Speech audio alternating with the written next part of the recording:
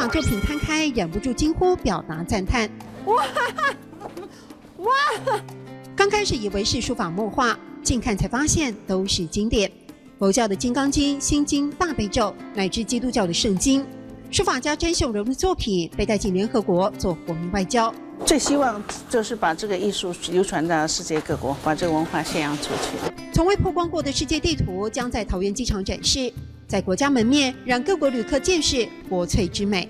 书法第一个是中国的国粹，那我想说比较生活化一点啊。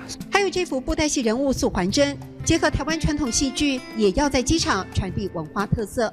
希望把我们的台湾的传统文化宣扬到世界各国，觉得无形当中就要把文化推传出去，就是我的使命了。独创镂空细字书法，在6000金字下写下和平协商、共创双赢，是两岸2008年江城会的赠礼。这几年，詹秀荣希望透过作品做更有意义的事。我想大家都是会喜欢做自己想做的事情，有意义的事情，值得做的事情，所以一辈子做金砖一次就够了。就好像我要时光其实稍纵即逝，我会把握每一分钟。你看我一有空的时间，就是在写字。一字一菩提，一笔一莲花，书法家丰盈点墨，可以穿越时空，笔下流芳。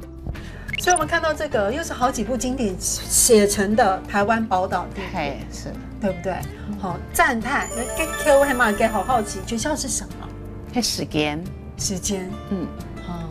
不要怕花时间，对不对？